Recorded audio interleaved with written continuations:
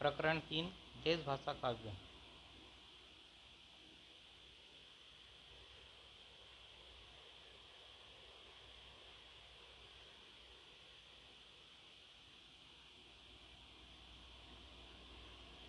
पहले कहा जा चुका है कि प्राकृत की रूढ़ियों से बहुत कुछ मुक्त भाषा के जो पुराने काव्य जैसे विशलदेव रासो, पृथ्वीराज रासो आजकल मिलते हैं वे संदिग्ध हैं। इसी संदिग्ध सामग्री को लेकर जो थोड़ा बहुत विचार हो सकता है उसी पर हमें संतोष करना पड़ता है।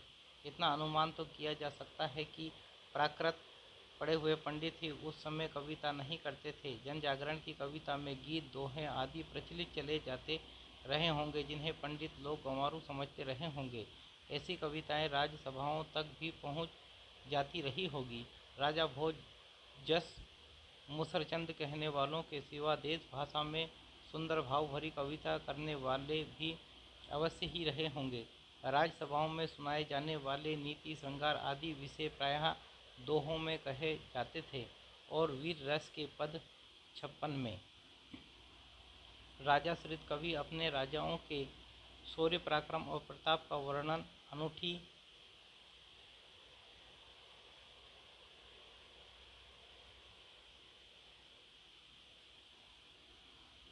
उक्तियों के साथ किया करते थे और अपनी वीरोल्लास भरी कविताओं से वीरों को उत्साहित किया करते थे। ऐसे राजाश्रित कवियों की रचनाओं के रक्षित रहने का अधिक सुविधा था। वे राजकीय पुस्तकालयों में भी रक्षित रहती थी और भट्टाचारण जीविका के विचार से उन्हें अपने उत्तराधिकारियों के पास भी छोड़ जाते थे। उत्तरोत्तर भट्टाचारणों की परंपरा से चलते रहने से उनमें फेर फार भी बहुत कुछ होता रहा। इसी रक्षित परंपरा की सामग्री हमारे हिंदी साहित्य के प्रारंभिक काल में मिलती है। इसी से यह काल वीरगाथा काल कहा गया। भारत के इतिहास में वह समय था जबकि मुसलमानों के हमले उत्तर पश्चिम की ओर से लगातार होते रहते थे। इनके धक्के अधिकतर भारत के पश्चिमी प्रांत के निवासियों को सहने पड़ते थे, जहाँ हिंदुओं के बड़े बड़े राज्य प्रतिष्ठित थे। गुप्त साम्राज्य के ध्वस्त होने पर हर्षवर्धन मृत्यु संवत 704 के उपरांत भारत का पश्चिमी भाग ही भारतीय सभ्यता पर बल वैभव का केंद्र हो रहा था। कन्नौज, अजमेर, अनहिलवाड़ा आदि बड़ी बड़ी राजधानियाँ उधर ही प्रतिष्ठित थी। उधर की भाषा ही श्रेष्ठ भाषा मानी जाती थी और कवि, चारण आदि उसी भाषा में रचना करते थे। प्रारंभिक काल का जो साहित्य हमें उपलब्ध है उसका आविर्भाव उसी भूभाग में हुआ, अतः यह स्वाभाविक है कि उसी भूभाग की जनता की चित्तवृत्ति की छाप उस साहित्य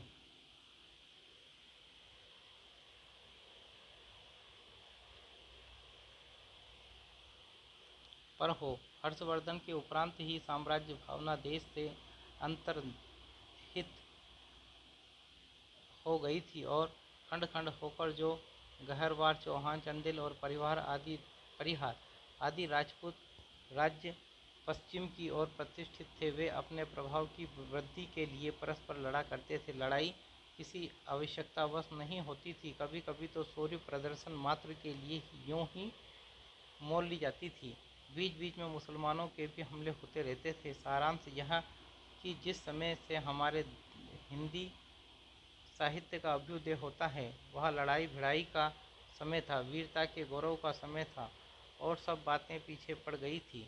महमूद गजनबी मृत्यु संवत 1087 के लौटने के पीछे गजनबी सुल्तानों का एक हाकिम लाहौर में रहा करता था और वहाँ से लूटमार के लिए देश के भिन्न भिन्न भागों पर विशेषतः राजपूताने पर चढ़ाइयाँ हुआ करती थी। इन चढ़ाइयों का वर्णन फारसी तवारीखों में नहीं मिलता, पर कहीं कहीं संस्कृत ऐतिहासिक काव्यों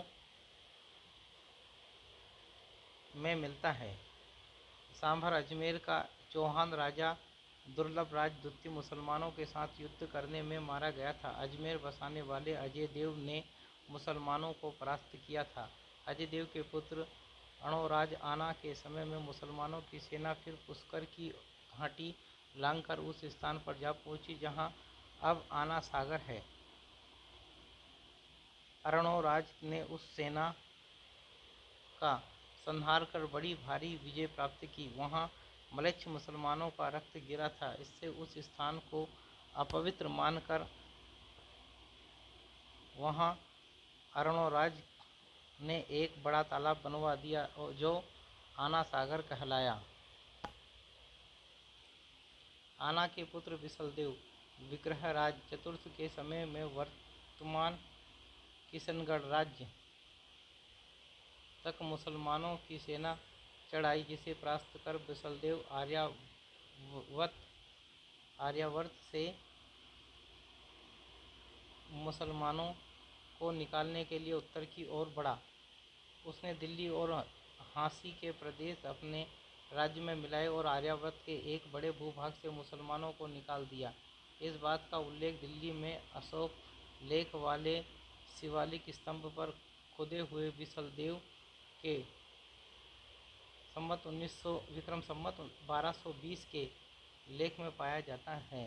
शहाबुद्दीन गौरी की पृथ्वीराज पर पहली चढ़ाई संवत 1247 के पहले भी गौरियों की सेना ने नागौर पर धावा किया था, पर उसे हार कर लौटना पड़ा था। इस प्रकार महाराज पृथ्वीराज के मारे जाने और दिल्ली तथा अजमेर पर मुसलमानों का अधिकार हो जाने के पीछे भी बहुत दिनों तक राजपूताने आदि में कई स्वतंत्र हिंदू राजा थे जो बराबर मुसलमानों से लड़ते रहे। इसमें सबसे प्रसिद्ध रणथंभौर के महाराज हम्मीरदेव हुए हैं, जो महाराज पृथ्वीराज चौहान की वंश परंपरा में थे। वे मुसलमानों से निरंतर लड़ते रहे और उन्हें कई बार हराया था। सारांश यह है कि पठानों के शासनकाल तक हिंदू बराबर स्वतंत्रता के लिए लड़ते रहे। राजा भोज की सभा में खड़े होकर राजा की दानशीलता का लंबा चौड़ा वर्णन करके लाखों रुपए पाने वाले कवियों का समय बीत चुका था। राज दरबारों में शास्त्रार्थ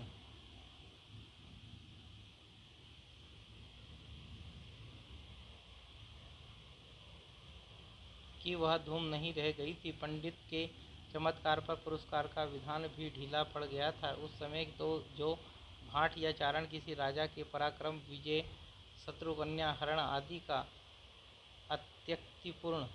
अत्युक्तिपूर्ण आलाप करता या रण क्षेत्रों में जाकर वीरों के हृदय में उत्साह की उमंगें भरा करता था, वही सम्मान पाता था। इस दशा में काव्य या साहित्य की ओर भिन्न भिन्न अंगों की पूर्ति और समृद्धि का सामुदायिक प्रयत्न कठिन था। उस समय तो केवल वीर गाथाओं की उन्नति संभव थी। इस वीर गाथा को हम दोनों रूपों में पाते हैं, मुक्तक के रूप में भी और प्रबंध के रूप में भी। फुटकल रचनाओं का विचार छोड़कर यहाँ वीर गाथात्मक प्रबंध काव्यों का ही उल्लेख किया जाता है। जैसे यूरोप में वीर गाथाओं का प्रसंग युद्ध और प्रेम रहा, वैसे ही यहाँ भी था। किसी राजा की कन्या के रूप का संवाद पाकर दल बल के साथ चढ़ाई करना और प्रतिपक्षियों को पराजित कर उस कन्या को हर कर लाना वीरों के गौरव और अभिमान का काम माना जाता था। इस प्रकार इन काव्यों में श्रृंगार का भी थोड़ा मिश्रण रहता था, पर गौण रूप में प्रधान रस वीर ही रहता था। श्रृंगार केवल सहायक के रूप में रहता था। यहाँ राजनीतिक कारणों से भी युद्ध होता था, वहाँ भी उन कारणों का उल्लेख न कर कोई रूपवती स्त्री का ही कारण कल्पित करके रचना की जाती थी। जैसे शहाबुद्दीन के यहाँ से एक रूपमती स्त्री का पृथ्वीराज के यहाँ आना, ये लड़ाई की जड़ लिखी गई है। हम्मीर पर अलाउद्दीन की चढ़ाई का भी ऐसा ही कारण कल्पित किया गया है। इस प्रकार इन कवियों में प्रथानुकूल कल्पित घटनाओं की बहुत अधिक योजना रहती है। ये वीर गाथाएँ दो रूपों में मिलती है, प्रबंध काव्य के साहित्यिक रूप में और वीर गीतों बैलाड्स के रूप में। साहित्यिक प्रबंध के रूप में जो सबसे प्राचीन ग्रंथ उपलब्ध है वह है पृथ्वीराज रासो। वीर गति के रूप में हमें सबसे प्राचीन पुस्तक विसलदेव रासो मिलती है। यद्यपि उसमें समयानुसार भाषा के परिवर्तन का आभास मिलता है। जो रचना कई सौ वर्षों से लोगों में बराबर गाई जाती रही हो, उसकी भाषा अपने मूल रूप में नहीं रह सकती। इसका प्रत्यक्ष उदाहरण आल्हा है। जिसके गाने वाले प्रायः समस्त उत्तरी भारत में पाए जाते हैं। यहाँ पर वीर काल के उन ग्रंथों का उल्लेख किया जाता है जिनकी या तो प्रतियां मिलती है या कहीं उल्लेख मात्र पाया जाता है। ये ग्रंथ रासो कहलाते हैं। कुछ लोग इस शब्द का संबंध रहस्य से बतलाते हैं, पर बिसलदेव रासो में काव्य के अर्थ में रसायन शब्द बार बार आया है, अतः हमारी समझ में इसी रसायन शब्द से होते होते रासो हो गया है। खुमान रासो संवत 810 से 1000 के बीच में चित्तौड़ के रावल खुमान नाम के 3 राजा हुए हैं। कर्नल टाड ने इनको एक मानकर इनके युद्धों का विस्तार से वर्णन किया है। उनके वर्णन का सारांश यह है कि काल भोज बाप्पा के पीछे खुमान गद्दी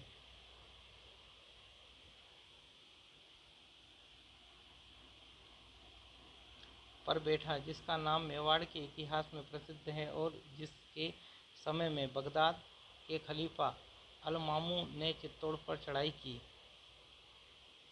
खुमान की सहायता के लिए बहुत से राजा आए और चित्तौड़ की रक्षा की गई। खुमान ने 24 युद्ध किए और विक्रम संवत 869 से 893 तक राज्य किया। यह समस्त वर्णन दलपति विजय नामक किसी कवि के रचित खुमान रासो के आधार पर लिखा गया जान पड़ता है, पर इस समय खुमान रासो की जो प्रति प्राप्त है वह अपूर्ण है और उसमें महाराणा प्रताप सिंह का वर्णन है। काल भोज बाप्पा से लेकर तीसरे खुमान तक की वंश परंपरा इस प्रकार है। काल भोज बाप्पा खुमान मत्तट भरतपट्ट सिंह खुमान दूसरा, महायक खुमान तीसरा।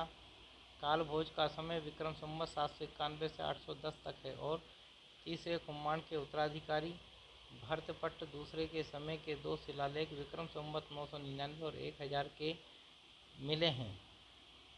अतएव इन 190 वर्षों का औसत लगाने पर तीनों खुमानों का समय अनुमानतः इस प्रकार ठहराया जा सकता है। खुमान पहला विक्रम संवत 810 से 835, खुमान दूसरा विक्रम संवत 870 से 900, खुमान तीसरा विक्रम संवत 965 से 990। अब्बासिया वंश का अल-मामू विक्रम संवत 870 से 890 तक खलीफा रहा। इस समय के पूर्व खलीफों के सेनापतियों ने सिंध देश को विजय कर ली थी और उधर से राजपूताने पर मुसलमानों की चढ़ाइयाँ होने लगी थी। अतएव यदि किसी खुमान से अल-मामू की सेना से लड़ाई हुई होगी तो वह दूसरा खुजान राह होगा और उसी के नाम पर खुमान रासो की रचना हुई होगी। यह नहीं कहा जा सकता है कि इस समय जो खुमान रासो मिलता है उसमें कितना अंश पुराना है। उसमें महाराणा प्रताप सिंह तक का वर्णन मिलने से यह निश्चित रूप से कहा जा सकता है कि जिस रूप में यह ग्रंथ अब मिलता है वह उसे विक्रम संवत की 17वीं शताब्दी में प्राप्त हुआ होगा। शिव सिंह सरोज के कथानुसार एक अज्ञात नामा भाट ने खुमान रासो नामक एक काव्य ग्रंथ लिखा था, जिसमें श्री रामचंद्र ने से लेकर खुमान तक के युद्धों का वर्णन था। यह नहीं कहा जा सकता कि दलपति विजय असली खुमान रासों का रचयिता था अथवा उसके पिछले परिशिष्ट का बिसलदेव रासो। नरपति नाल्ल कवि विग्रह राज चतुर्थ उपनाम बिसलदेव का समकालीन था। कदाचित यह राज कवि था। इसने बिसलदेव रासो नामक एक छोटा सा 100 पृष्ठों का ग्रंथ लिखा है जो वीर गीत के रूप में है। ग्रंथ में निर्माण काल यूँ दिया है: 12 से 72 मझारी, जेठ बदी नवमी बुधवारी, नाल रसायन आरंभ भई, शारदा टूठी ब्रह्म कुमारी। 12 से 72 का स्पष्ट अर्थ 1212 है। 72 शब्द 72 द्वादशोत्तर।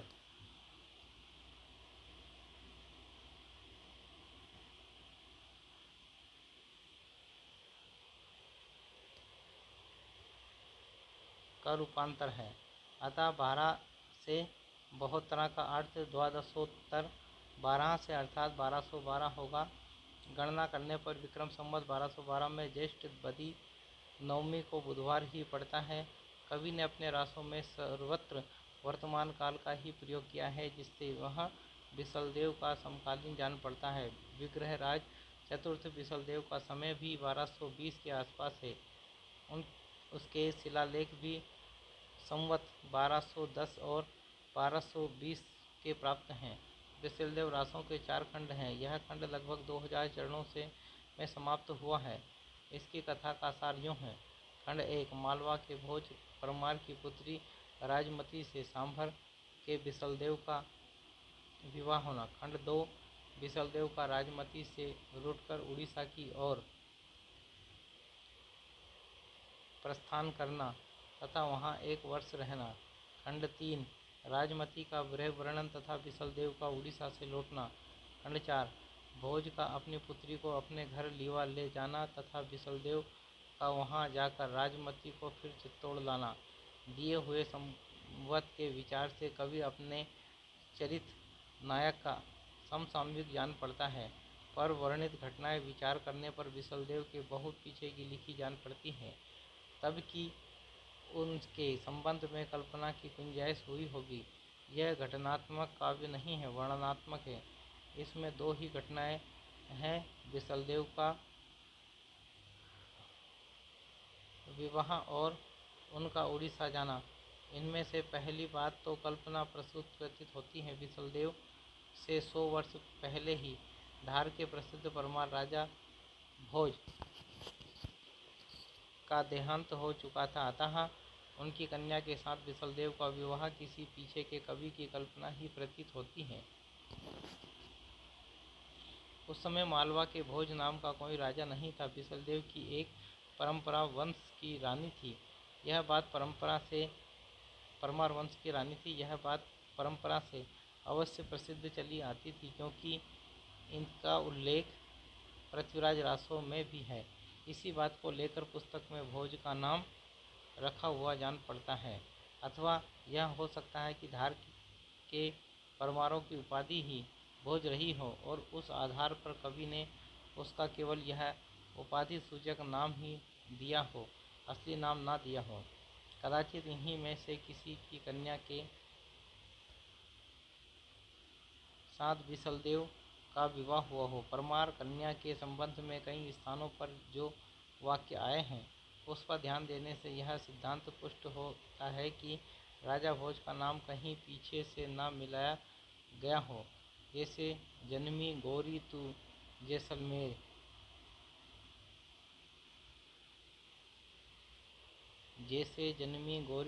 जैसलमेर, गोरड़ी जैसलमेर की। आबू के परमार भी राजपुताने में फैले हुए थे, अतः राजमती का उनमें से किसी सरदार की कन्या होना भी संभव है। पर भोज के अतिरिक्त और भी नाम इसी प्रकार जोड़े हुए मिलते हैं, जैसे माघ, अचारज, कवि कालिदास। जैसे पहले कह आए हैं, अजमेर के चौहान राजा बिसलदेव विग्रहराज चतुर्थ बड़े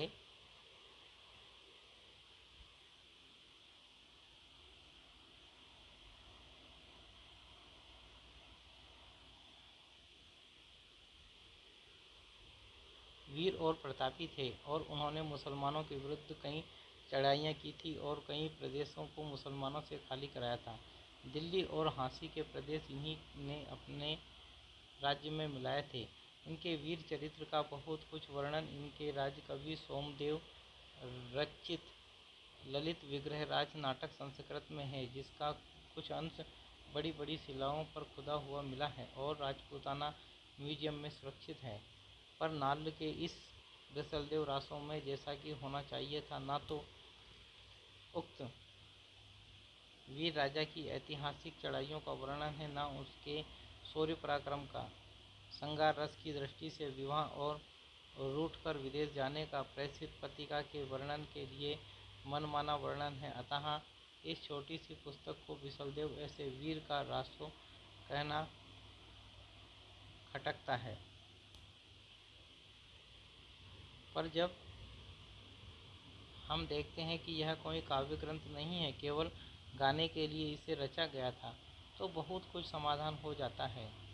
भाषा की परीक्षा करके देखते हैं तो साहित्यिक नहीं है, राजस्थानी है। जैसे सुकई छे सुकता है, पाटन थी पाटन से, भोज तना भोज का, खंड खंडरा खंड खंड का इत्यादि। इस ग्रंथ से एक बात का आभास अवश्य मिलता है, वह यह कि शिष्ट काव्य भाषा में ब्रज और खड़ी बोली के प्राचीन रूप का ही राजस्थान में भी व्यवहार होता था। साहित्य की सामान्य भाषा हिंदी ही थी, जो पिंगल भाषा कहलाती थी। वत्सलदेव रासों में बीच बीच में बराबर इस साहित्यिक भाषा हिंदी को मिलाने का प्रयत्न दिखाई पड़ता है। भाषा की प्राचीनता पर विचार करने के पहले यह बात ध्यान में रखनी चाहिए कि गाने की चीज होने के कारण इसकी भाषा में समयानुसार बहुत कुछ फेरफार होता आया है, पर लिखित रूप में रक्षित होने के कारण इसका पुराना ढांचा बहुत कुछ बचा हुआ है। उदाहरण के लिए मेलवी मिलाकर, जोड़कर, चितः चित्त में, रणी रण में, प्रापिजयी प्राप्त हो गया या किया जाए, ईणी विधि इस विधि, ईसौ ऐसा, बाल हो बाला का, इसी प्रकार नयर नगर, पसाऊ प्रसाद, पयोहर पयोधर आदि प्राकृत शब्द भी हैं, जिनका प्रयोग कविता में अभ्रंश काल से लेकर पीछे तक होता रहा। इसमें आए हुए कुछ फारसी, अरबी, तुर्की शब्दों की ओर भी ध्यान जाता है, जैसे महल, इनाम, नेजाताजनो, ताजियाना आदि, जैसा कहा जा चुका है। पुस्तक की भाषा में फेरफार अवश्य हुआ है, अतः ये शब्द पीछे से मिले हुए भी हो सकते हैं और कवि द्वारा व्यवहृत भी। कवि के समय से पहले ही पंजाब में मुसलमानों का प्रवेश हो गया था और वे इधर उधर जीविका के लिए फैलने लगे थे, अतः ऐसे साधारण शब्दों का प्रचार कोई आश्चर्य की बात नहीं। बिसलदेव के सरदारों में ताजुद्दीन मियाँ भी मौजूद हैं। महल पलाण्यो ताजदीन खुरसाना चढ़ी चाल्यो गोंड। उपयुक्त विवेचन के अनुसार यह पुस्तक न तो वस्तु के विचार से और न भाषा के विचार से अपने असली और मूल रूप में कही जा सकती है। राय बहादुर पंडित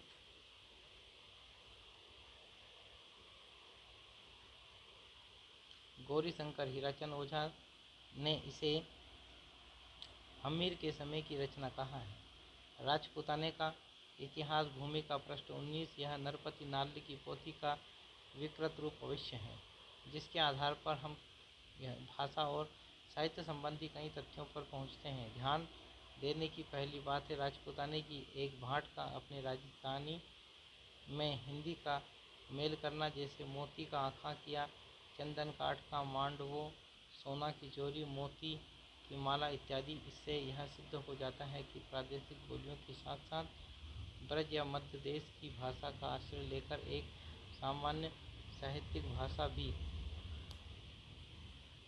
स्वीकृत हो चुकी हैं, जो चारणों में पिंगल भाषा के नाम से पुकारी जाती हैं। अपभ्रंश के योग से शुद्ध राजस्थानी भाषा का जो साहित्यिक रूप था वह डिंगल कहलाता था। हिंदी साहित्य के इतिहास में केवल पिंगल भाषा में लिखे हुए ग्रंथों का ही विचार कर सकते हैं। दूसरी बात जो कि साहित्य के संबंध रखती है, वीर और श्रृंगार का मेल है। इसी ग्रंथ में श्रृंगार की ही प्रधानता है, वीर रस का किंचित आभास मात्र है। संयोग और वियोग के बीच के गीत ही कवि ने गाए हैं। बिसलदेव रासों के कुछ पद देखिए। परणबा चलियो बीसल राय, 84 सहूलिया बोलाय, जान तणी साजति करऊँ, जिरह रंगावली पहर जो टोप। हुओं पैसारऊँ बिसल राव, आवी सयल अंतेवरी राव, रूप अपूरब पेशियई, इसी स्त्री नहीं सयल संसार, अतिरंग स्वामी सुमिली राती, बेटी राजा भोज की, गर्भ करी उभो छई सांभरियो राव मोसरी खा नहीं उर भुवाल महाघरी सांभर उगहई त्यों दिसी थान जैसलमेर गर्भी न बोल्यो हो सांभरियो राव तो सरी खा घना और भुवाल एक उड़ीसा की घनी बचन हमारे तू मानी जुमानी जो थारई सांभर उगहूँ राजा उणी घरी उगही हीरा थान कुंवारी कहाई सुनी सांभरिया राव काई स्वामी तू उल गई जाए कहूँ हमारहूँ यही सुनऊँ थारई छई साठी अंतेवरी नारी कड़वा बोल न बोलिस नारी तुमो में लमी चित्त विसारी जीभ न जीभ बिगोयनु दऊ का दाधा कुपली में लई जीभ का दाधा नु पांगुरई नाल कहे सुन जई सबको कोई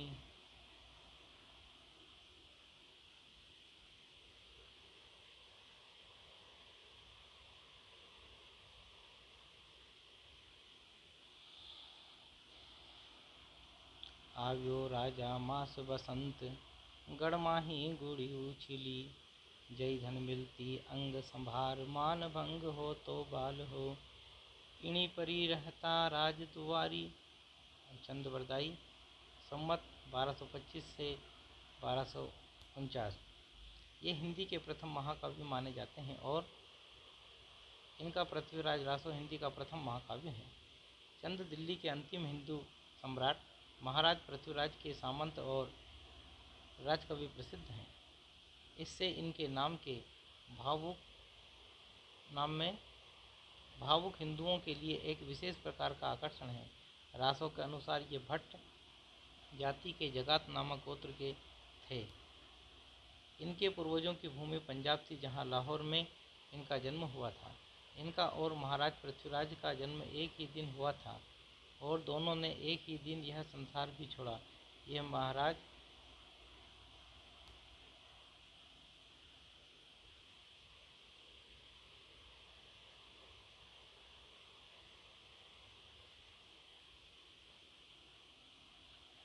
पृथ्वीराज के राजकवि ही नहीं, उनके सखा और सामंत भी थे तथा षड्भाषा, व्याकरण, काव्य, साहित्य, छंद, शास्त्र, ज्योतिष, पुराण, नाटक आदि अनेक विधाओं में पारंगत थे।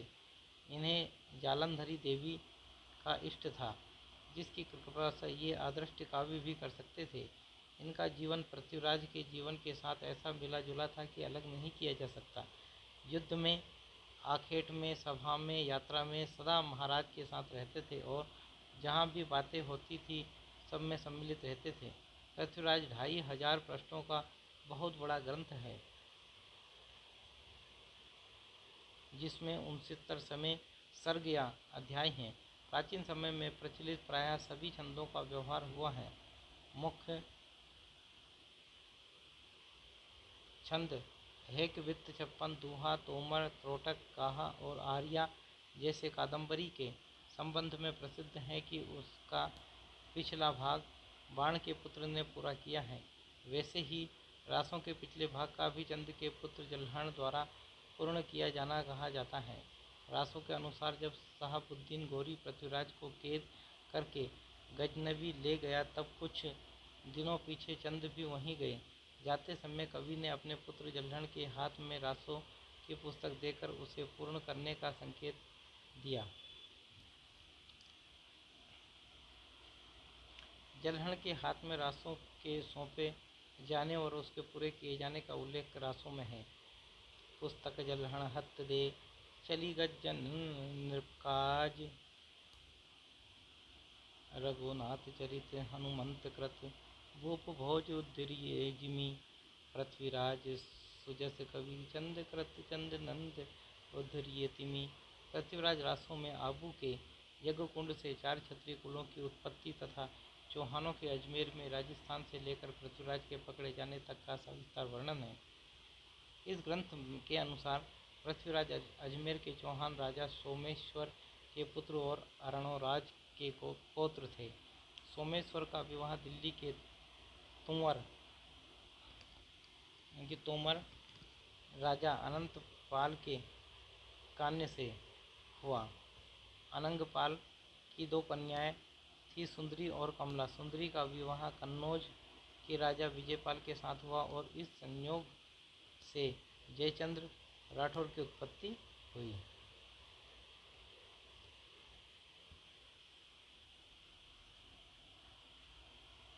दूसरी कन्या कमला का विवाह अजमेर के चौहान सोमेश्वर के साथ हुआ, जिनके पुत्र पृथ्वीराज हुए। अनंगपाल ने अपनी नाती पृथ्वीराज को गोद लिया, जिससे अजमेर और दिल्ली का राज एक हो गया। जयचंद्र को यह बात अच्छी न लगी, उसने एक दिन राजसूय यज्ञ करके सब राजाओं को यज्ञ के भिन्न भिन्न कार्य करने के लिए निमंत्रित किया और इस यज्ञ के साथ ही अपनी कन्या संयोगिता का स्वयंवर रचा। राजसूय यज्ञ में सब राजा आए पर पृथ्वीराज नहीं आए। इस पर जयचंद्र ने चिढ़कर पृथ्वीराज की एक स्वर्ण मूर्ति द्वारपाल के रूप में द्वार पर रखवा दी। संयोगिता का अनुराग पहले से ही पृथ्वीराज पर था, अतः जब वह जयमाल लेकर रंगभूमि में आई तब उसने पृथ्वीराज की मूर्ति को ही माला पहना दी। इस पर जयचंद्र ने उसे घर से निकालकर गंगा किनारे के महल में भेज दिया। इधर पृथ्वीराज के सामंतों ने आकर यज्ञ विध्वंस किया। फिर पृथ्वीराज ने चुपचाप आकर संयोगिता से गांधर्व विवाह किया और अंत में वे उसे हर ले गए। रास्ते में जयचंद्र की सेना से बहुत युद्ध हुआ, पर संयोगिता को लेकर पृथ्वीराज कुशलतापूर्वक दिल्ली पहुंच गए। वहां भोग विलास में ही उनका समय बीतने लगा। राज्य की रक्षा का ध्यान न रह गया। बल का बहुत कुछ हाथ तो जयचंद्र तथा और राजाओं के साथ लड़ते लड़ते हो चुका था और बड़े बड़े सामंत मारे जा चुके थे। अच्छा अवसर देख शहाबुद्दीन चढ़ आया, पर हार गया और पकड़ा गया। पृथ्वीराज ने उसे छोड़ दिया। वह बार बार चढ़ाई करता रहा और अंत में पृथ्वीराज पकड़कर गजनी भेज दिए गए। कुछ काल के पीछे कवि चंद भी गजनवी पहुँचे। एक दिन चंद के इशारे पर पृथ्वीराज ने शब्दभेदी बाण द्वारा शहाबुद्दीन को मारा और फिर दोनों एक दूसरे को मारकर मर गए। शहाबुद्दीन और पृथ्वीराज के वैर का कारण यह लिखा गया कि शहाबुद्दीन अपने यहाँ की एक सुंदरी पर आसक्त था, जो एक दूसरे पठान सरदार हुसैन शाह को चाहती थी। जब ये दोनों शहाबुद्दीन से तंग हुए तब हारकर पृथ्वीराज के पास भाग आए। शहाबुद्दीन ने पृथ्वीराज के यहाँ कहला भेजा कि उन दोनों को अपने यहाँ से निकाल दो। पृथ्वीराज ने उत्तर दिया कि शरणागत की रक्षा करना क्षत्रियों का धर्म है, अतः इन दोनों की हम बराबर रक्षा करेंगे। इसी वेर से शहाबुद्दीन ने दिल्ली पर चढ़ाइयाँ की। यह तो पृथ्वीराज का मुख्य चरित्र हुआ। इसके अतिरिक्त बीच बीच में बहुत से राजाओं के साथ पृथ्वीराज के युद्ध और अनेक राजकन्याओं के साथ विवाह की कथाएं रासों में भरी पड़ी हैं। उधर लिखे वृत्तांतों और रासों में दिए हुए संवतों का ऐतिहासिक तथ्यों के साथ बिल्कुल मेल न खाने के कारण अनेक विद्वानों ने पृथ्वीराज रासों के पृथ्वीराज समसामयिक किसी कवि की रचना होने में पूरा संदेह किया है और उसे 16वीं शताब्दी में लिखा हुआ एक जाली ग्रंथ ठहराया है। रासों में चंगेज, तैमूर आदि कुछ पीछे के नाम आने से यह संदेश और पुष्ट होता है कि प्रसिद्ध इतिहासज्ञ राय बहादुर, पंडित गौरीशंकर, हीराचंद ओझा रासों में वर्णित घटनाओं तथा संवतों को बिल्कुल भाटों की कल्पना मानते हैं।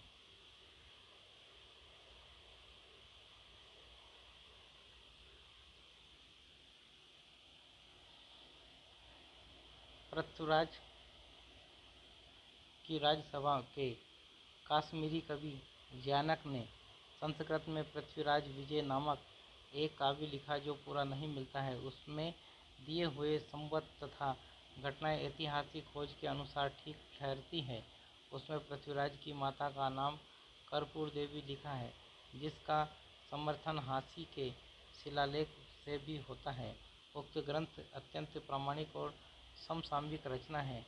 उसके तथा हम्मीर महाकाव्य आदि कई प्रामाणिक ग्रंथों के अनुसार सोमेश्वर का दिल्ली के तोमर राजा अनंगपाल की पुत्री से विवाह होना और पृथ्वीराज का अपने नाना की गोद जाना, राणा समर सिंह का पृथ्वीराज का समकालीन होना और उसके पक्ष में लड़ना, संयोगिता हरण इत्यादि बातें असंगत सिद्ध होती हैं। इस प्रकार आबू के यज्ञ से चौहान आदि 4 अग्निकुलों की उत्पत्ति की कथा भी शिलालेखों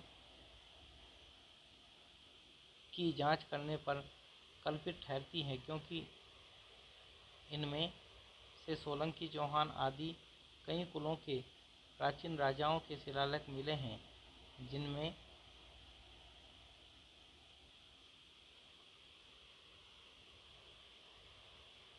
वे सूर्यवंशी, चंद्रवंशी आदि कहे गए हैं। अग्निकुंड का कहीं कोई उल्लेख नहीं है। चंद ने पृथ्वीराज का जन्मकाल संवत 1115 से में, दिल्ली गोद जाना 1122 में, कन्नौज जाना 1151 में और शहाबुद्दीन के साथ युद्ध 1158 में लिखा है, पर शिलालेखों और दान पत्रों में जो संवत मिलते हैं उनके अनुसार रासों में दिए हुए संवत ठीक नहीं है। अब तक ऐसे दान पत्र या शिलालेख जिनमें पृथ्वीराज, जयचंद और परमर्दी-देव महोबे के राजा राजमल के नाम आए हैं, इस प्रकार मिले हैं। पृथ्वीराज के 4 जिनके संवत 1224 और 1244 के बीच में हैं, जयचंद के 12 जिनमें संवत 1224 और 1243 के बीच में हैं, परमर्दी-देव के 6 जिनमें संवत 1223 और 1258 के बीच में हैं। इनमें से एक संवत 1239 का है, जिसमें पृथ्वीराज और परमर्दी-देव राजा परमाल के युद्ध का वर्णन है। इन संवतों से पृथ्वीराज का जो समय निश्चित होता है, उसकी सम्यक पुष्टि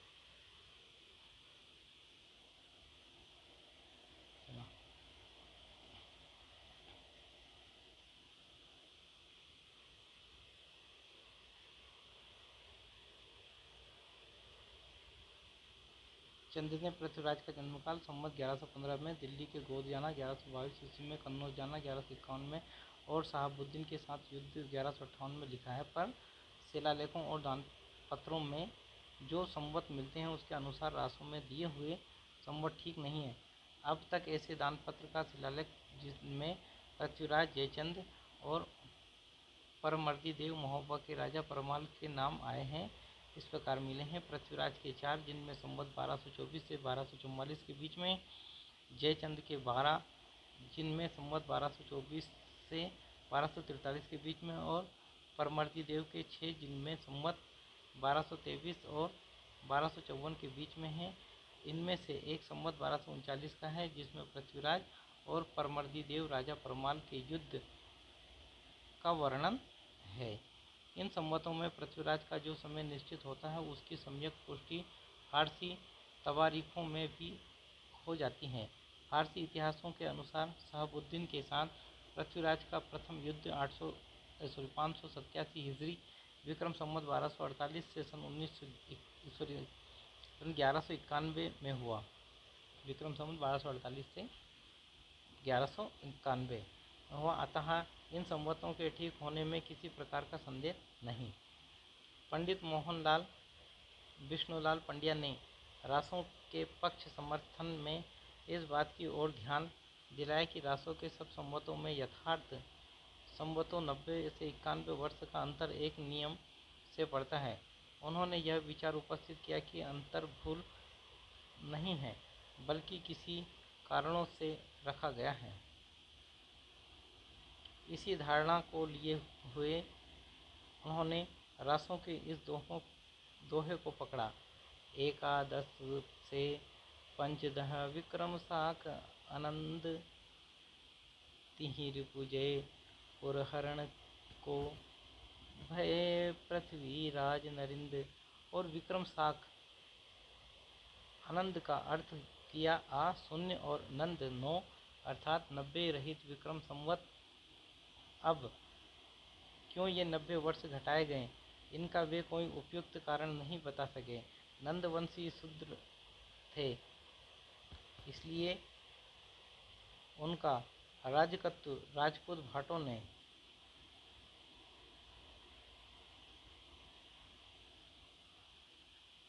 निकाल दिया। इस प्रकार की विलक्षण कल्पना करके वे रह गए, पर इन कल्पनाओं से किसी प्रकार समाधान नहीं होता। अतः आज तक और कहीं प्रचलित संवत में से कुछ काल निकालकर संवत लिखने की प्रथा नहीं पाई गई। फिर यह भी विचारणीय है कि जिस किसी ने प्रचलित विक्रम संवत में से 90-91 वर्ष निकालकर पृथ्वीराज रासों में संवत दिए हैं, उसने क्या ऐसा जानबूझकर किया है अथवा धोखे या भ्रम में पड़कर। ऊपर जो दोहा उद्धृत किया है उसमें आनंद के स्थान पर कुछ लोग अनिंद पाठ का होना आदि उपयुक्त मानते हैं। इसी रासों में एक दोहा यह भी मिलता है। एकादश से पंचदश विक्रम जिस धर्मसुत प्रतीक साक पृथ्वीराज को लिस्यो विप्र गुण गुप्त। इससे भी 9 गुप्त करने का अर्थ निकाला गया है, पर कितने में से 9 कम करने से यह तीसरा शक बनता है, यह नहीं कहा है। दूसरी बात यह है कि गुणगुप्त ब्राह्मण का नाम गुणगुप्त प्रतीत होता है। बात संवत ही तक नहीं है, इतिहास विरुद्ध कल्पित घटनाएं जो भरी पड़ी हैं उनके लिए क्या कहा जा सकता है। माना कि रासो इतिहास नहीं है, काव्य ग्रंथ है, पर काव्य ग्रंथों में सत्य घटनाओं में बिना किसी प्रयोजन कोई उलटफेर नहीं किया जाता। जयानक या पृथ्वीराज विजय भी तो काव्य ग्रंथ ही है, फिर उसमें क्यों घटनाएं और नाम ठीक ठाक हैं। इस संबंध में इसके अतिरिक्त और कुछ कहने की जगह नहीं कि यह पूरा ग्रंथ वास्तव में जाली है। यह हो सकता है कि इसमें इधर उधर कुछ पदचंद के भी बिखरे हों, पर उनका पता लगाना असंभव है। यदि यह ग्रंथ किसी समसामयिक कवि का रचा होता और इसमें कुछ थोड़े से अंश ही पीछे से मिले होते तो कुछ घटनाएं और कुछ संवत तो ठीक होते। रहा यह प्रश्न कि पृथ्वीराज की सभा में चंद नाम का कोई कवि था या नहीं। पृथ्वीराज विजय के कर्ता जयानक ने पृथ्वीराज के मुख्य भाट या बंदीराज का नाम पृथ्वीभट्ट लिखा है, चंद का नाम उसमें कहीं नहीं लिया है। पृथ्वीराज विजय के 5वें सर्ग में यह श्लोक आया है। तनयस्य चंद्र राजस्य चंद्रराज इवाभवत् संग्रह हम यस्सुव्रतानां सुव्रतानामिव व्यधात्। इसमें यमक के द्वारा जिस चंद्रराज कवि का संकेत है, यह राय बहादुर त्रियुत पंडित गौरीशंकर हीराचंद ओझा के अनुसार चंद्रक कवि हैं, जिसका उल्लेख कश्मीरी कवि क्षेमेंद्र ने भी किया है। इस अवस्था में यही कहा जा सकता है कि चंद्रबरदाई नाम का कोई कवि था तो वह या तो पृथ्वीराज की सभा में ना रहा होगा या जयानक के कश्मीर लौटे जाने पर आया होगा। अधिक संभव यह जान पड़ता है कि पृथ्वीराज के पुत्र गोविंदराज या उनके भाई हरिराज या इन दोनों में से किसी के वंशज के यहाँ चंद नाम का कोई भट्ट कवि रहा हो, जिसने उनके पूर्वज पृथ्वीराज की वीरता आदि के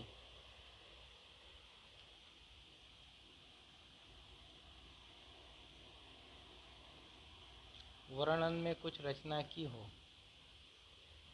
पीछे जो बहुत सा काल्पित भट्ट भणंत तैयार होता गया, उन सबको लेकर और चंद को पृथ्वीराज का सामयिक मान उसी के नाम पर रासो नाम की वह बड़ी इमारत खड़ी की गई हो। भाषा की कसौटी पर यदि ग्रंथ को कसते हैं तो और भी निराश होना पड़ता है, क्योंकि वह बिल्कुल बेठिकाने हैं। उसमें व्याकरण आदि की कोई व्यवस्था नहीं है। दोहों की और कुछ कुछ कवित्तों छप्पनों की भाषा तो ठिकाने की है, पर त्रोटक आदि छोटे छंदों में तो कहीं कहीं अनुस्वारांत शब्दों की ऐसी मनमानी भरमार है, जैसे किसी ने संस्कृत प्राकृत की नकल की हो। कहीं कहीं तो भाषा आधुनिक सांचे में ढली सी दिखाई पड़ती है, क्रियाएं नए रूपों में मिलती हैं, पर साथ ही कहीं कहीं भाषा अपने असली प्राचीन साहित्यिक रूप में भी पाई जाती है, जिसमें प्राकृत और अभ्रंश शब्दों के साथ साथ शब्दों के रूपों और विभक्तियों के चिन्ह पुराने ढंग के हैं।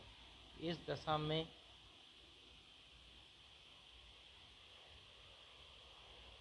भाटों के इस वाकजाल के बीच कहाँ पर कितना अंश असली है, इसका निर्णय असंभव होने के कारण यह ग्रंथ ना तो भाषा के इतिहास के और ना साहित्य के इतिहास के जिज्ञासुओं के काम का है।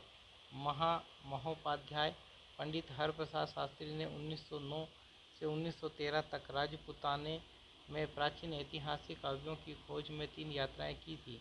उनका विवरण बंगाल की एशियाटिक सोसाइटी ने छापा है। उस विवरण में पृथ्वीराज रासों के विषय में बहुत कुछ लिखा है और कहा गया है कि कोई कोई तो चंद के पूर्व पुरुषों के मगध से आया हुआ बताते हैं, पर पृथ्वीराज रासों में लिखा है कि चंद का जन्म लाहौर में हुआ था। कहते हैं कि चंद पृथ्वीराज के पिता सोमेश्वर के समय में राजपुताने में आया और पहले सोमेश्वर का दरबारी और पीछे से पृथ्वीराज का मंत्री, सखा और राजकवि हुआ। पृथ्वीराज ने नागौर बसाया था और वही बहुत सी भूमि चंद को दी थी। शास्त्री जी का कहना है कि नागौर में अब तक चंद के वंशज रहते हैं। इसी वंश के वर्तमान प्रतिदिन ही नानूराम भाट से शास्त्री जी की भेंट हुई।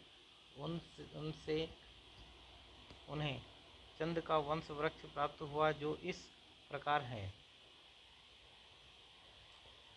चंद बरदाई, इनके गुणचंद, जल्लचंद, जलचंद के सीताचंद, सीताचंद के वीरचंद।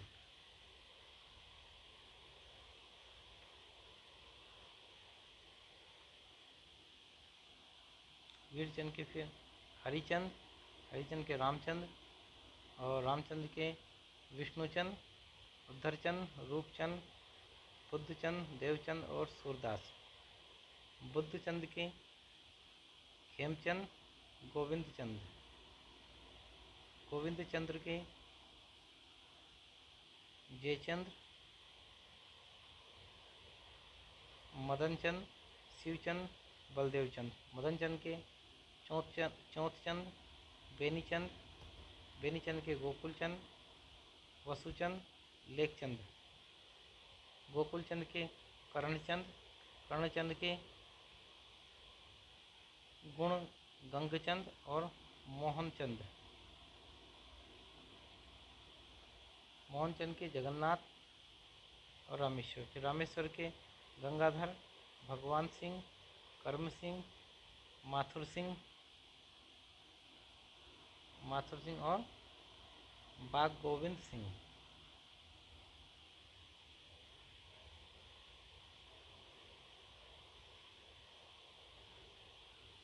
बाग गोविंद सिंह के मान सिंह, विजय सिंह, आनंद राय जी के आसो जी, गुमान जी, कर्णिदान, जेठमल जी और वीरचंद जी।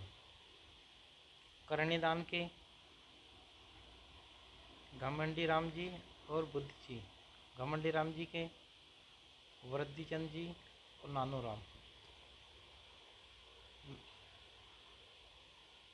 नानू राम का कहना है कि चंद के 4 लड़के थे, जिनमें से एक मुसलमान हो गया, दूसरे का कुछ पता नहीं।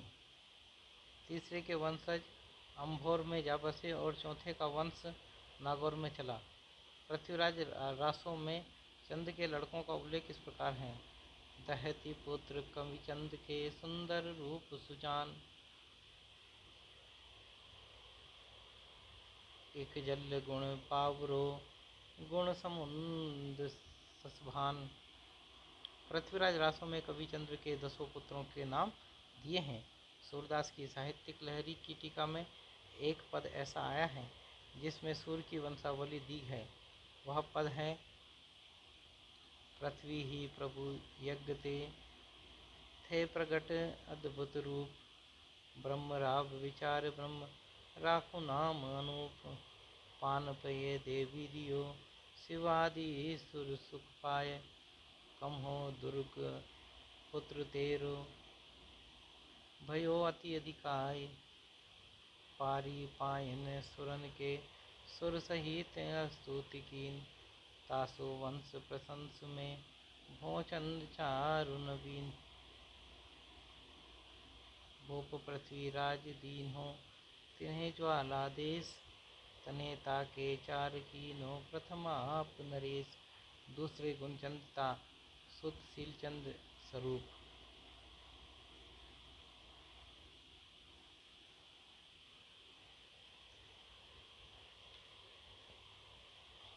वीरचंद प्रताप पूर्ण भयो अद्भुत रूप, रणथंभोर हमीर भूपति संगत केलत जाय, तासु वंश अनूप भो हरिचंद्र अति विख्याय, आगरे रही गोप चल में रहो ता सुतवीर, पुत्र जन्मे सात ताके महाभट्ट गंभीर, कृष्णचंद उदार चंद ज्यों रूप चंद सुभाय, बुद्धिचंद प्रकाश चौथे चंद थे सुखदाय, देवचंद प्रबोध संसत चंद ताको नाम, भयो सप्तो नाम सूरज चंद्र मंद निकाम।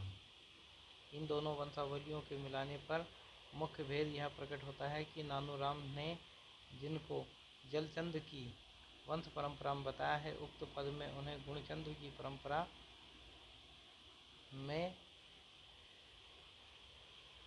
कहा है। बाकी नाम प्राय मिलते हैं। नानू राम का कहना है कि चंद ने 3 का 4000 श्लोक संख्या में अपना काव्य लिखा था। उनके पीछे उनके लड़के ने अंतिम 10 समयों को लिखकर उस ग्रंथ को पूरा किया। पीछे से यह और लोग उसमें अपनी रुचि अथवा आवश्यकता के अनुसार जोड़ तोड़ करते रहे। अंत में अकबर के समय में इसने एक प्रकार के परिवर्तित रूप धारण किया। अकबर ने इस प्रसिद्ध ग्रंथ को सुना था।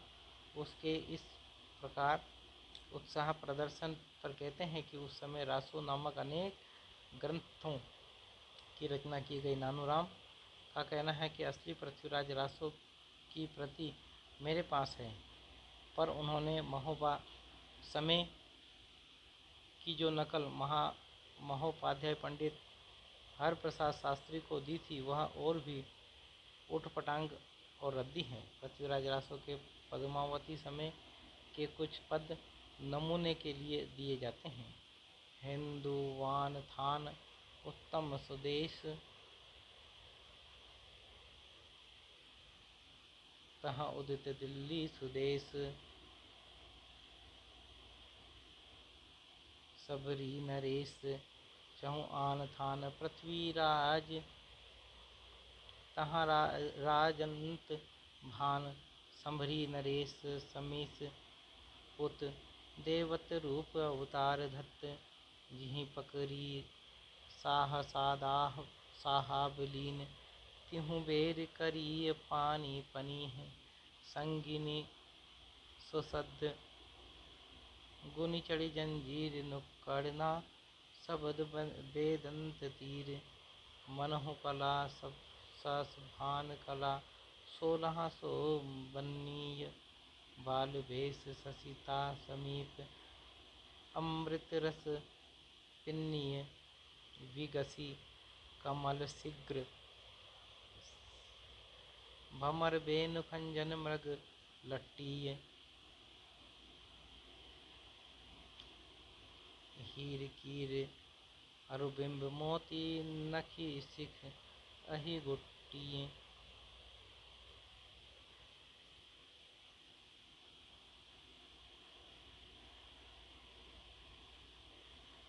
कुटिल केश सुदेश पोह परिचे पिक सद कमल गंध वयसंद हंस गति चलित मंद मद श्वेत वस्त्र सोहे शरीर नस स्वाति बूंद जस भमर भवहि भुल्लहि सुभाव मकरंद बास रस प्रिय पृथ्वीराज नरेश जोग लिसी कग्गर दीनो लगन बरब रचि सरव दिन द्वादश शशि लिन्नो सो से 11 अरु 30 सास संवत पर मान्ना जो पुत्री कुल शुद्ध वरन बरी रखनु प्राणः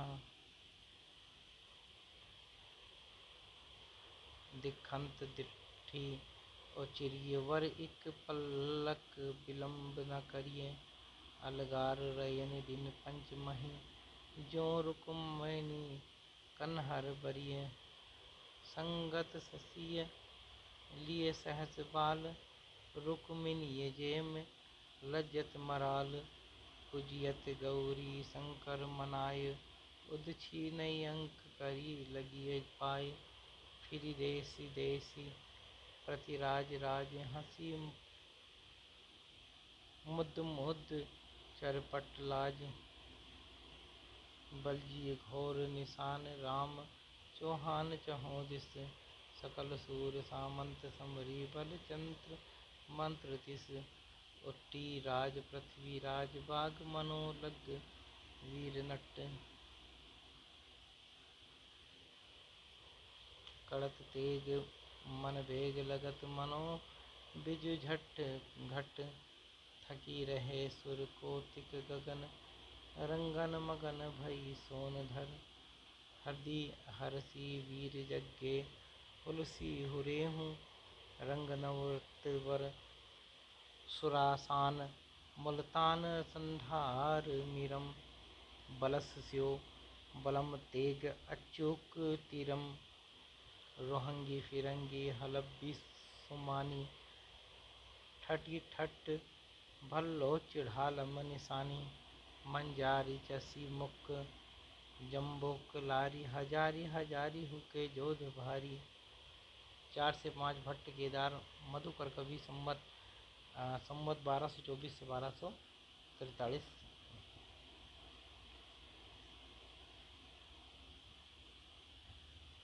जिस प्रकार चंद्रबरदाई ने महाराज पृथ्वीराज को कीर्तिमान किया है, उसी प्रकार भट्ट केदार ने कन्नौज के सम्राट जयचंद्र का गुणगान गाया है। रासों में चंद और भट्ट केदार के संवाद का एक स्थान पर उल्लेख भी है। भट्ट केदार ने जयचंद्र प्रकाश नाम का एक महाकाव्य लिखा था, जिसमें महाराज जयचंद्र के प्रताप और पराक्रम का विस्तृत वर्णन था।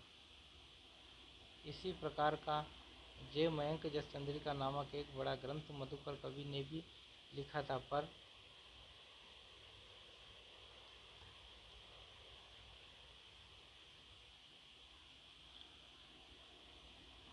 दुर्भाग्य से ये दोनों ग्रंथ आज उपलब्ध नहीं हैं। केवल इनका उल्लेख सिंघायच दयालदासकृत राठौड़ा विख्यात में मिलता है, जो बीकानेर के राज्य पुस्तक भंडार में सुरक्षित हैं। इस ख्यात में लिखा है कि दयालचंद ने आदि से लेकर कन्नौज तक का वृत्तांत इन्हीं दोनों ग्रंथों के आधार पर लिखा है। इतिहासज्ञ इस बात को अच्छी तरह से जानते हैं कि विक्रम की 13वीं शताब्दी के आरंभ में उत्तर भारत के 2 प्रधान साम्राज्य थे। एक तो था गहरवारों राठौरों का विशाल साम्राज्य जिसकी राजधानी कन्नौज थी और जिसके अंतर्गत प्रायः सारा मध्य देश काशी से कन्नौज तक था। दूसरा चौहानों का, जिनकी राजधानी दिल्ली थी और जिसके अंतर्गत दिल्ली से अजमेर तक का पश्चिमी प्रांत था। कहने की आवश्यकता नहीं कि इन दोनों में गहरवारों का साम्राज्य अधिक विस्तृत, धन धान्य संपन्न और देश के प्रधान भाग पर था। गहरवारों की दो राजधानियां थी, कन्नौज और काशी। इसी से कन्नौज के गहरवार राजा काशीराज कहलाते थे। जिस प्रकार पृथ्वीराज का प्रभाव राजपूताने के राजाओं पर था, उसी प्रकार जयचंद का प्रभाव बुंदेलखंड के राजाओं पर था। कलिंजर या महोबे के चंदेल राजा परमर्दी देव परमाल जयचंद के मित्र का सामंत थे, जिनके कारण पृथ्वीराज ने उन पर चढ़ाई की थी। चंदेल कन्नौज के पक्ष में ही दिल्ली के चौहान पृथ्वीराज के बराबर लड़ते रहे। जगनिक संवत 1230। जगनिक संवत 1230 ऐसा प्रसिद्ध है कि कालिंजर के राजा परमार के यहाँ जगनिक नाम के एक भाट थे, जिन्होंने महोबा के दो देश प्रसिद्ध वीरों आल्हा और उदय सिंह के वीर चरित्र का विस्तृत वर्णन एक वीर गीतात्मक काव्य के रूप में लिखा है, जो इतना सर्वप्रिय हुआ कि उसके वीर गीतों का प्रचार क्रमशः सारे उत्तरी भारत में, विशेषतः उन सब प्रदेशों में जो कन्नौज साम्राज्य के अंतर्गत हो गया। जगनिक के काव्य का आज भी पता नहीं है, पर उसके आधार पर प्रचलित गीत हिंदी भाषाभाषी प्रांतों के गांव-गांव में सुनाई पड़ते हैं। ये गीत आल्हा के नाम से प्रसिद्ध हैं और बरसात में गाए जाते हैं। गाँवों में जाकर देखिए तो मेघगर्जन के बीच में किसी आल्हैत के ढोल का गंभीर घोष के साथ यह वीर हुंकार सुनाई देगी। 12 बरिस ले कुकर जीवे, 12 बरस ले कुकर जिए, ओ 13 ले जिए सियार, बरिस 18 छतरी जिए, आगे जीवन को धिक्कार। इस प्रकार साहित्यिक रूप से न रहने पर भी जनता के कंठ में जगनिक के संगीत की वीर दर्पपूर्ण प्रतिध्वनि अनेक बल खाती हुई अब तक चली आ रही है। इस दीर्घ काल यात्रा में उसका बहुत कुछ कलेवर बदल गया है। देश और काल के अनुसार भाषा में ही परिवर्तन नहीं हुआ है, वस्तु में भी बहुत अधिक परिवर्तन होता आया है। बहुत से नए अस्त्रों जैसे बंदूक, गिरिजा, देशों और जातियों जैसे फिरंगी के नाम सम्मिलित हो गए हैं और बराबर होते जाते हैं। यदि यह ग्रंथ साहित्यिक प्रबंध पद्धति पर लिखा गया होता तो कहीं न कहीं राजकीय पुस्तकालयों में इसकी कोई प्रति रक्षित मिलती, पर यह गाने के लिए ही रचा गया था। इसके पंडितों और विद्वानों के हाथ इसकी रक्षा की ओर नहीं बढ़े। जनता के ही बीच इसकी गूंज बनी